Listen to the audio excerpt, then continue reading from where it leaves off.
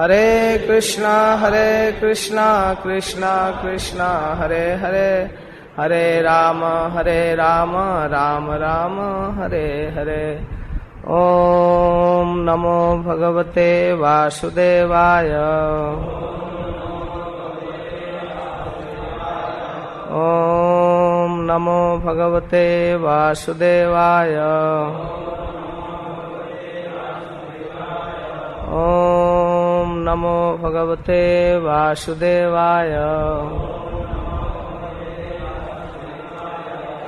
कल हम लोग श्रीमद् भागवतम के प्रथम स्कंद के 7वां अध्याय में प्रवेश किए हैं। इसमें 7वां अध्याय के प्रारंभ में शौनक जी का प्रश्न है, निर्गते नारदे श्रुत भगवान बादरायण श्रुतवान सदभिप्रेतम ततः किम अकरोद विभु। शौनक जी प्रश्न करते हैं कि हे सुत गोस्वामी, सर्वज्ञ सर्वशक्तिमान भगवान व्यास देव नारद जी के जाने के बाद क्या किए। तो कल सत्र के अंत में आप थोड़ा संक्षिप्त में सुने। सुत गोस्वामी उत्तर देते हैं कि अपने सम्याप्राश नामक आश्रम में व्यास देव रहते थे। उस आश्रम की विशेषता है कि ऋषिणाम सत्रवर्धन, सम्याप्राश इति प्रोक्त ऋषिणाम सत्रवर्धन। ऐसा आश्रम था कि ऋषियों का जो भक्ति भजन का वर्धन करने वाला था। स्वाभाविक वहाँ बद्रिकाश्रम में जहाँ व्यासदेव का आश्रम था, वहाँ प्रायः साधु संत महात्मा आते थे और सत्संग होता ही रहता था। तो उस आश्रम की विशेषता वर्णन करते हुए कहते हैं कि वह गंगा के पश्चिमी तट पर, जिसको वहाँ सरस्वती कहा गया है, अपने आश्रम के निकट बहने वाली गंगा में स्नान करके अपने चित्त को समाहित किए और फिर भगवान का स्मरण करने लगे। जैसा देवर्षि नारद ने संकेत किया था, तो सबसे पहले उन्होंने अपने मन को पवित्र किया भक्ति योग से। भक्ति योगेन मनसि सम्यक प्रणिहिते मले अपश्यत पुरुषम पूर्वम मायाम च तत्पाश्रयम्। सबसे पहले पूर्व पुरुष को देखे। पूर्व पुरुष का अर्थ अनेक तरह से किया गया है। पूर्व पुरुष का मतलब जिनसे पहले कोई दूसरा पुरुष नहीं था, पहला व्यक्ति, उस पूर्व पुरुष को जो सबसे प्रारंभ में, सृष्टि के प्रारंभ में शेष रहता है, जिनके बाद इस जगत की सृष्टि होती है, उस पुरुष को दर्शन किए। और इसके बाद माया का दर्शन किए, जो भगवान के परोक्ष में रहती है, सामने नहीं आती है, क्योंकि भगवान के तटस्था शक्ति जीवों को दुख देती रहती है, सताती है। तो माया के फेज को देखे, किस प्रकार माया जीवों को सताती है। यया सम्मोहितो जीव आत्मानम त्रिगुणात्मकम। किस प्रकार 3 गुण में आबद्ध जीव माया के चक्कर में पड़कर त्रसित हैं, इसको व्यासदेव देखे। मतलब जीव के अंदर रहने वाले कमी को, उसके रोग को समझे पहले, इसके बाद निदान। तब अनर्थो पश्मम साक्षात भक्ति योग मधोक्षजे लोकस्या जानतो विद्वान चक्रे सात्वत संहिताम। इसके बाद जीव के अनर्थ का उपशमन करने के लिए साक्षात भगवान के भक्ति योग का वर्णन किए।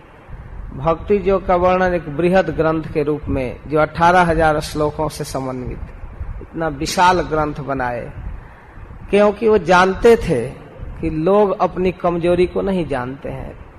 लोकस्य अजानतो, लोक नहीं जानता है, लेकिन विद्वान व्यासदेव जानते हैं।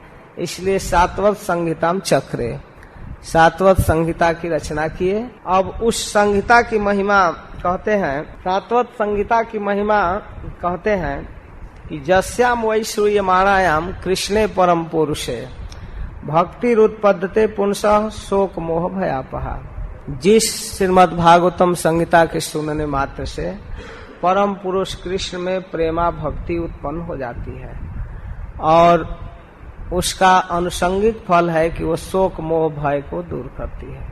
इसके बाद उस संहिता का अध्ययन अपने परम प्रिय पुत्र में शिष्य सुखदेव को कराए। स संहिताम भागवतीम कृत्वा अनुक्रम्य चात्मजम सुखम अध्यापयामास निवृत्ति निरतम मुनि। कह रहे हैं उस संहिता की रचना किए, बृहद रूप में 18,000 श्लोकों से समन्वित ग्रंथ बनाए और ग्रंथ तैयार जब कर दिए तब अपने पुत्र को सुखदेव को पढ़ाए।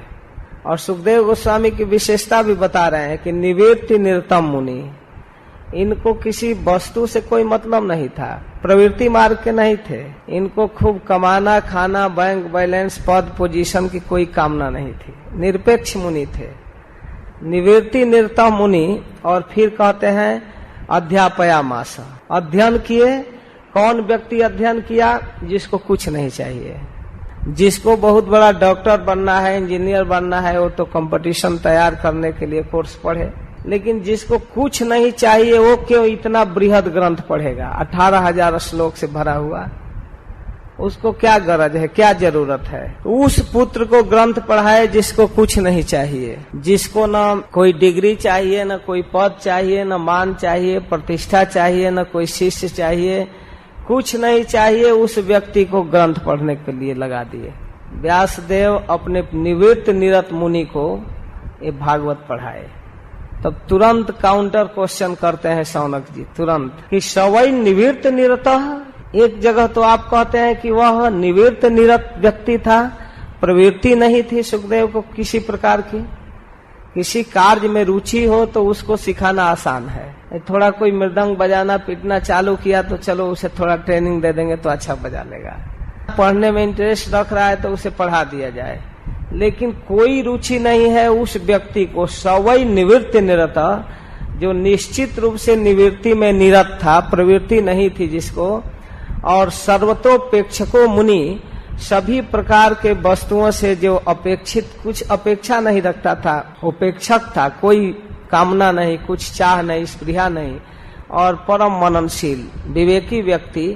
कस्यवा बृहति मेताम, इतना बृहद ग्रंथ, चलो 2-4 श्लोक पढ़ना होता तो पढ़ लिया चलते घूमते भी, लेकिन 18,000 श्लोकों से भरा हुआ बृहतिम एताम, एताम बृहतिम, इतना मोटा ग्रंथ कैसे अध्ययन किए? आत्मा राम समभ्यसत, उनके विषय में प्रसिद्ध बात है कि वो आत्मा राम है, अपने आप में रमण करते हैं। उन्होंने ऐसा बृहद ग्रंथ क्यों पढ़ा? तब विवश होकर सूत गोस्वामी को भगवान श्री हरि की महिमा को कहना पड़ा, जो बड़ा फेमस श्लोक है। श्री चैतन्य महाप्रभु ने 2 बार इसकी व्याख्या की है, एक बार सार्वभौम भट्टाचार्य के पास और एक बार सनातन गोस्वामी के पास। आत्मा रामस्य मुनयो निर्ग्रंथा पिरुक्रमे कुर्वन्ति हेतुकीम भक्तिम इत्थम भूत गुणो हरिहि। यह श्लोक सूत गोस्वामी शौनक जी के उत्तर में दे रहे हैं। क्यों निवृत्ति निरत मुनि क्यों अध्ययन किया? जिसको कुछ नहीं चाहिए वह इतना बृहद ग्रंथ क्यों पढ़ा, इतना विशेष? तो कहते हैं यही तो भगवान हरि की महिमा है। किसी स्तर का व्यक्ति आत्माराम मननशील मुनि निर्ग्रंथा अपि उरुक्रमे, उरुक्रमे भगवान कृष्ण के लिए कहा गया, हरि के लिए, कुर्वन्ति हेतुकीम भक्ति मिथम भूत गुणो हरि। 3 प्रकार के लोग, आत्माराम मुनि और निर्ग्रंथ। इसकी व्याख्या तो 61 प्रकार से किए हैं महाप्रभु। संक्षेप में मोटा मोटी अर्थ यह समझना चाहिए कि जो अपने आप में रमण करता है। अपने आप में रमण कई तरह के लोग करते हैं। जो अत्यंत तत्ववेता ब्रह्मवेता है, जो कृष्ण तत्व को ठीक ठीक समझते हैं, यह समझते हैं कि कृष्ण ही हमारे सब कुछ है, जीवन धन प्राण, हम कृष्ण के एक अभिन्न अंश हैं। तो अपने स्वरूप भूत कर्तव्य में जो रमण करते हैं वो है आत्माराम। जिनको कृष्ण से भिन्न अपना अलग अस्तित्व नहीं दिखाई देता, जो ब्रह्म में रमण करते हैं वो है आत्माराम। अथवा जो देह को ही सब कुछ मानकर उसी के भरण पोषण में मस्त है, वो भी है आत्माराम। आत्मा का एक अर्थ देह भी है। देह को खिलाना पिलाना, अच्छा पहनाना, सुख सुविधा इसी में रखना, ये भी आत्माराम है। आत्माराम के कई अर्थ हैं। और उसी प्रकार मुनि मननशील विवेकी, सद असद का विवेक रखने वाला, अथवा कुछ नहीं जो मन में आवे वही करने वाला, किसी तरह का। मुनि का अनेक अर्थ है। और उसी प्रकार निर्ग्रंथ। निर्ग्रंथ का मतलब नितराम ग्रंथ था, जो दिन रात ग्रंथ में ही पड़े रहते हैं, शास्त्र के अनुसार चलते हैं, वो है निर्ग्रंथ। अथवा निर्ग्रंथ का मतलब जिसको ग्रंथ से भेंट ही नहीं हुआ, बिल्कुल नहीं पढ़, गंवार। अनेक अर्थ है, तो उसमें मोटा मोटी कुछ अर्थ मैं बतला रहा हूं। किसी भी स्तर का, कहने का मतलब किसी भी स्तर का व्यक्ति अगर उरुक्रम भगवान की भक्ति के टच में आया, उनके विषय में सुन लिया, उनके विषय में ज्ञान प्राप्त कर लिया, तो निश्चित रूप से वह खींच जाएगा। यही है भगवान हरि की विशेषता। आत्माराम मुनि भी खींच गया, इसमें कोई आश्चर्य नहीं है शौनक जी। वे कुर्वंती हेतुकीम भक्तिम, अगर भगवान के संपर्क में आए, भक्ति के श्रवण करने को मिल गया कृष्ण का गुण, कृष्ण की लीला कथा, कृष्ण की महिमा अगर किसी तरह उसके कान में गिर गया, तो निश्चित रूप से अहेतुकीम भक्तिम करने लगता है। वो अहेतुकी भक्ति करता है। यह इत्थम भूत, यही है भगवान हरि की विशेषता। सबके अर्थ किए हैं, हरि के भी अनेक अर्थ किए हैं। हरि के अनेक अर्थ करते हुए महाप्रभु कहते हैं, हरि र अनेक अर्थ दुई मुख्यतम, सर्व अमंगल हरे प्रेम दिया हरे मन। हरि के अनेक अर्थ है, लेकिन दो महत्वपूर्ण है कि सारे अमंगल टच में आते ही अमंगल दूर कर देते हैं और अपना प्रेम देकर उसका मन हर लेते हैं। ये मुख्य अर्थ है। तो इस प्रकार यह सर्व विशेषता से संपन्न हरि कि भक्ति के टच में अगर जो व्यक्ति आया वो खींच जाएगा, इसमें आश्चर्य करने की बात नहीं है। इतना बृहद ग्रंथ क्या, जीवन भर केवल कृष्ण कथा में लगा रहेगा। 18,000 श्लोक से भरा हुआ इस बृहद ग्रंथ को पढ़े कि भगवान हरि के गुणों से आबद्ध सुखदेव भागवत का अध्ययन किए और इस हरि के गुण से प्रभावित होकर सुखदेव भागवत का ज्ञान प्राप्त कर लिए और जोग पात्र देखकर परीक्षित को सुनाने गए। अब परीक्षित की कथा प्रारंभ करते हैं। यहाँ वक्ता की विशेषता कह दिए कि वो भगवान के गुण से आकृष्ट होकर भागवत पढ़े। हरे गुणा क्षिप्त मति भगवान बादरायणी अध्यागान महदाख्यानम नित्यम विष्णु जनप्रिय। हरे गुणा क्षिप्त मति, जब अद्भुत अद्भुत अर्थ करते हैं, चक्रवर्ती ठाकुर अर्थ करते हैं कि जब सुखदेव गोस्वामी भागवत के 2 श्लोक सुने तो अपने मति पर आक्षेप करने लगे। कहाँ मैं ब्रह्म चिंतन के कचरा में पड़ा था, धिक्कार है मेरे इस बुद्धि को। हरे गुणा क्षिप्त मति, भगवान हरि के गुण जब उनके चित्त में आया तो अपने पूर्व मति पर आक्षेप करते हुए, ओहो धिक्कार है मेरी बुद्धि को कि मैं इस निर्विशेष ब्रह्म के चिंतन में व्यर्थ ही लगा था, जहाँ इतने सुंदर माधुर्य और आनंद से भरे हुए श्री भगवान हैं। उनकी रूप माधुरी, वेणु माधुरी, लीला माधुरी, धाम माधुरी, इस मधुरता को छोड़कर मैं निर्विशेष ब्रह्म के चिंतन में लगा था, इसलिए वो अपने मति को धिक्कार रहे हैं। वास्तव में मैं व्यर्थ ही समय बिता रहा था।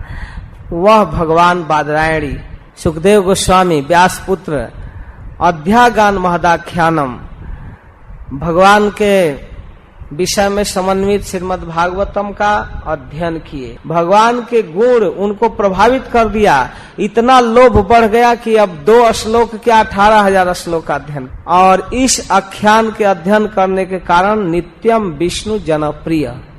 और जब इस आख्यान का अध्ययन किए और उसका प्रवचन करने लगे तो वैष्णव के समाज में प्रिय हो गए। यह प्रियता उनको प्राप्त कैसे हुई कि विवश होकर भगवान हरि के गुण को अध्ययन किए, गंभीरता से पढ़े और इसका प्रवचन किए। और ज्यों ही सुखदेव गोस्वामी ब्रह्मर्षियों, राजर्षियों और देवर्षियों की सभा में भागवत का प्रवचन किए, तो इस कारण से वो भगवान के भक्तों का प्रिय हो गए। नित्यम विष्णु जनप्रिय, और नित्य ही भगवान विष्णु के भक्तों का प्रिय है। विष्णु जन वैष्णव के प्रिय हो गए। यह है सुखदेव गोस्वामी की विशेषता। भगवान की भक्ति करने के कारण, भगवान के गुणों को अध्ययन करने के कारण और प्रवचन करने के कारण इतना प्रसिद्ध हुए, प्रिय हुए, वैष्णव के प्रिय हैं सुखदेव गोस्वामी। परीक्षित के विषय में कहते हैं, हे ब्राह्मण, अब मैं ऐसे राजा की कथा कहने जा रहा हूँ जिसके जन्म की चर्चा, कर्म की चर्चा और मृत्यु तीनों की चर्चा करते ही कृष्ण कथा निकलती है। परीक्षितो अथ राजर्षे जन्म कर्म विलापनम संस्थाम च पांडुपुत्राणाम बक्षे कृष्ण कथोदयम। एक ऐसे राजा की कथा अब मैं कहने जा रहा हूँ जिनके जन्म की चर्चा करेंगे तो कृष्ण कथा कहे बिना नहीं रुका जाएगा, क्योंकि जन्म के पहले यह कहना पड़ेगा कि माता के गर्भ में भगवान ने उनकी रक्षा किया था।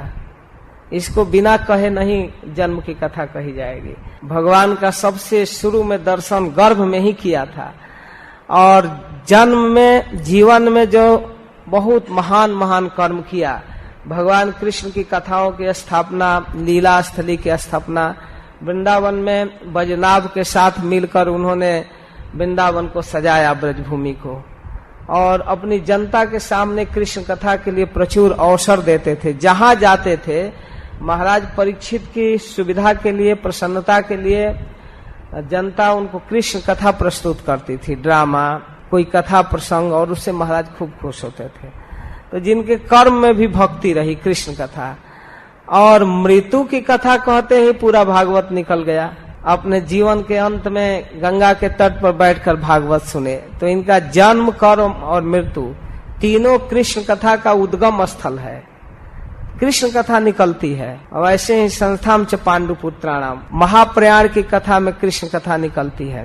तो इस प्रकार सुखदेव और परीक्षित की विशेषताओं को संक्षेप में कहकर और परीक्षित की जन्म की कथा कहने के लिए भूमिका के तौर पर 2-3 अध्याय में उलझ गए सूत गोस्वामी। बहुत सुंदर प्रसंग आ गया, इसलिए कहने लगे। कहना चाहते हैं परीक्षित के जन्म की कथा, लेकिन अभी 2-3 अध्याय के बाद जन्म की कथा आएगी।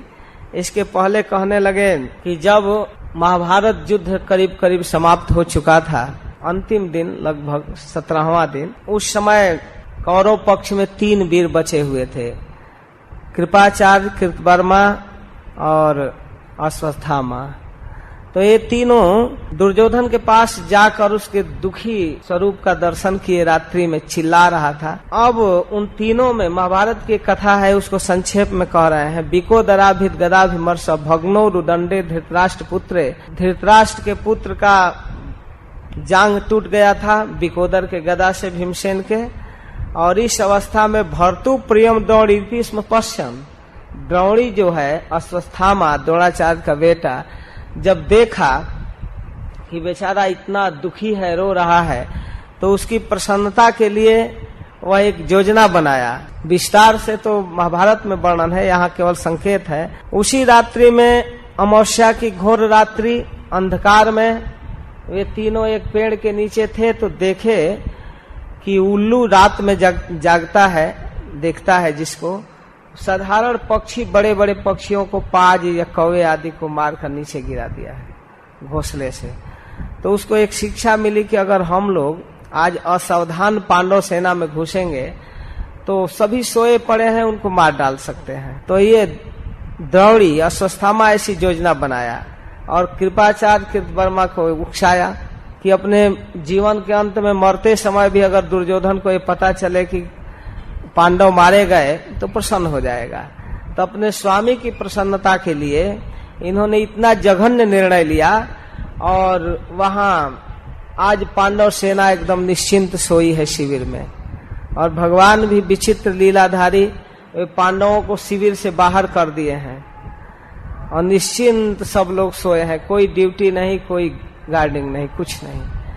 और उस शिविर में घुस करके ये तीनों विचित्र ढंग से सोई हुई पांडव सेनाओं को नष्ट करने लगे।